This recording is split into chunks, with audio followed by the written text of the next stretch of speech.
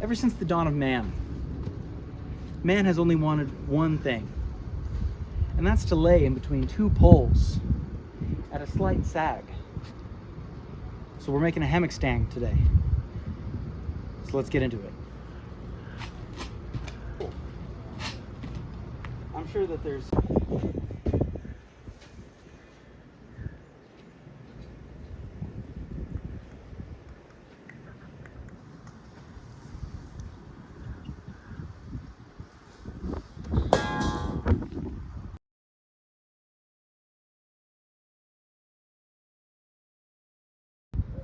now, a lot of you at home are probably thinking, man, I don't have a chop saw. How am I supposed to cut steel? The easiest way to start is with a handsaw. It sucks, but your cuts count. You gotta know what you're gonna cut. You need to know how long you're gonna cut it. You need to have the patience for it. The cheapest tool you can always start out with, safety glasses. Most important thing, your eyesight, irreplaceable. Unless you're already blind, then I'm sorry, you're missing out.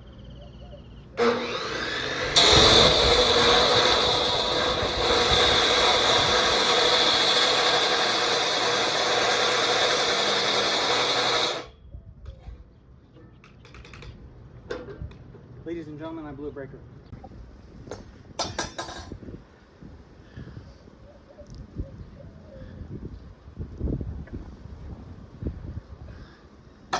Remember what I just said about the best material you can find is out on the street?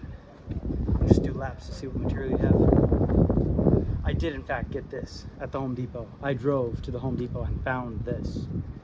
It was $6 for about 3 feet. And honestly, it was way cheaper than buying, how many would I have needed? 16? No, 8 hooks. Because I'm only gonna need about this much, and that's way cheaper than buying hardware. So just make your own if you've got extra stock around. It can be a little complicated sometimes thinking about how you're gonna do something. Just think it out. Think long and hard.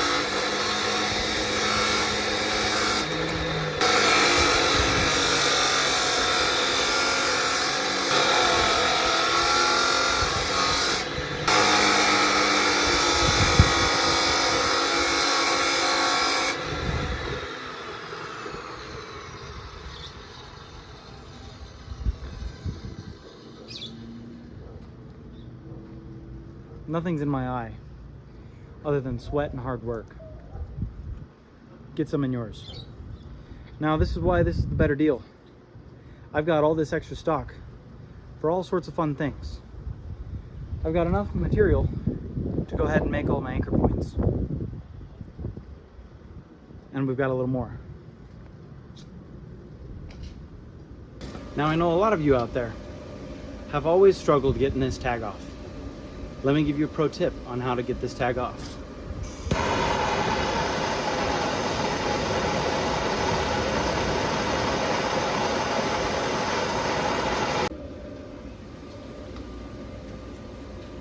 Now, any part of a good hammock stand has some place to attach your clips. Most of the time, there's a little loop or a little hole, something that you're supposed to hook into. Now, initially, I was going to use this piece of rebar and just bend it, you know, polish it up.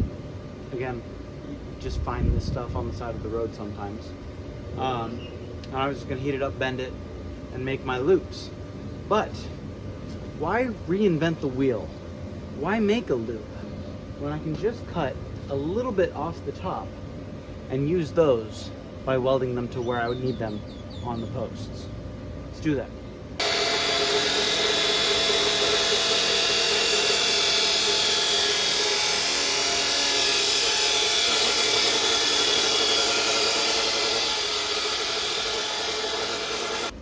See, something like that.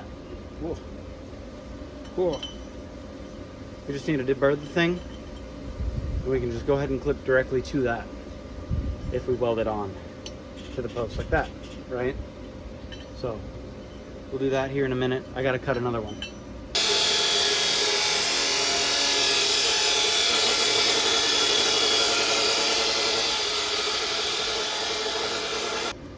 conclusion I've come to is that the best height for these rings to be welded at are about 35 inches from the top. So I'll measure 35 inches down. We'll go ahead and tack it on. We'll see how it looks. Let's do that. It's about time for a new harness. I think you see why.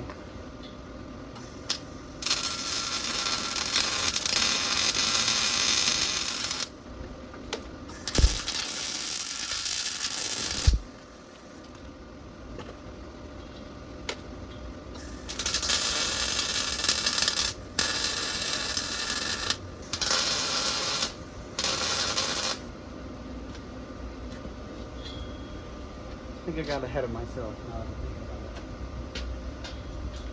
Because by welding these on, they're now directional.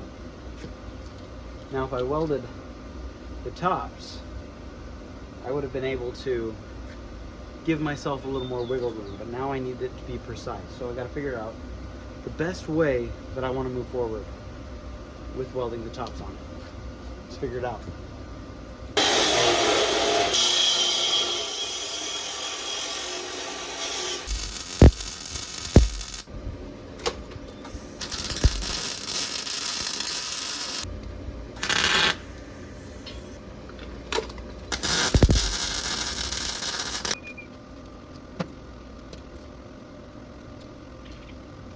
Jump in, man. You jump this.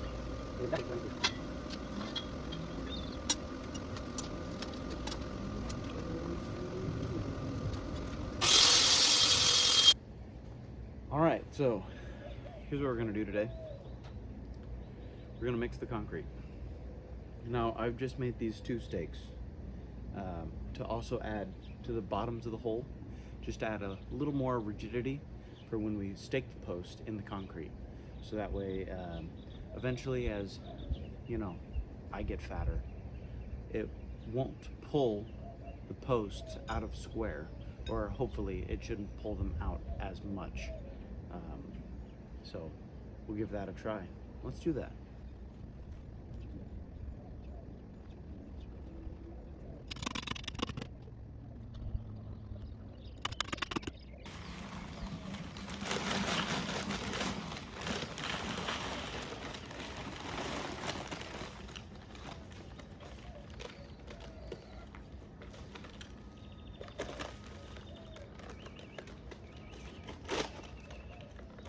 All right, so for this next bit, we're gonna use this Quikrete fast setting. Now, it says fast setting. It sets hard in 20 to 40 minutes. So what I think that means is I'll have about 20 minutes to make sure everything's square, maybe 40 minutes. So once I get this wet, clock's ticking. So make sure we get the ratios just right on this for mixing the water. All right, so read through. Now, it's recommended that the post should be 1/3, or excuse me, the hole should be 1/3 of the post height. I haven't done that.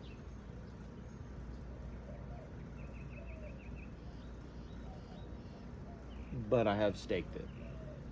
So I'm hoping, and only time will tell, if I'm foolish. We'll find out. So it's gonna need about a 2-liter mixture of water per bag. So let's figure out a way to measure out 2 liters. Let's do that.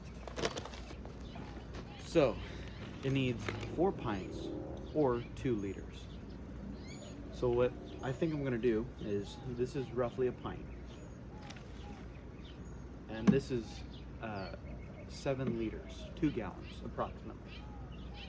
So I think I'll just pour 4 of these into there and call it 2 liters. We'll get mixing in a minute. Let's do that.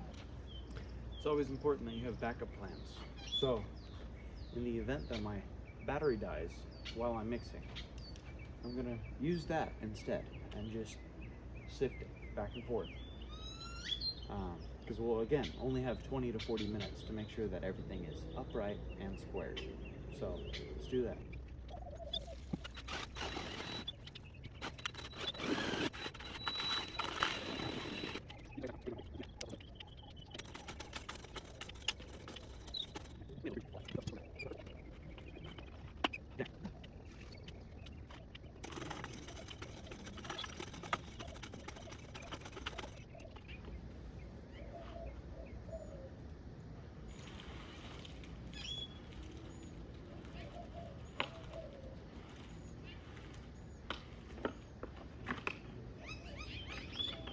The next one.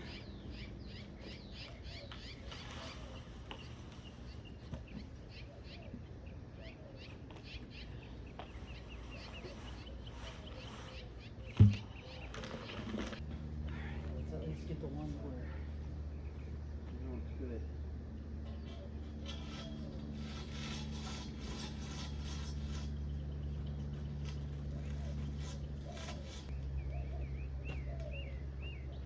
Oh, I need a level. Please stay.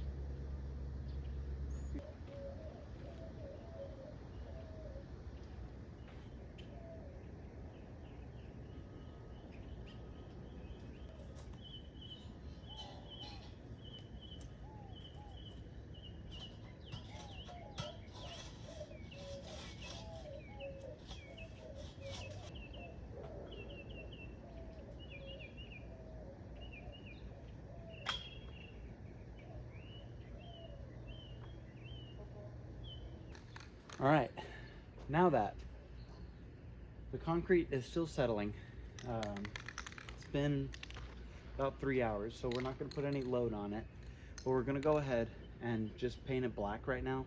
I have this Rust-Oleum flat black, so we'll go ahead and give that a quick coat.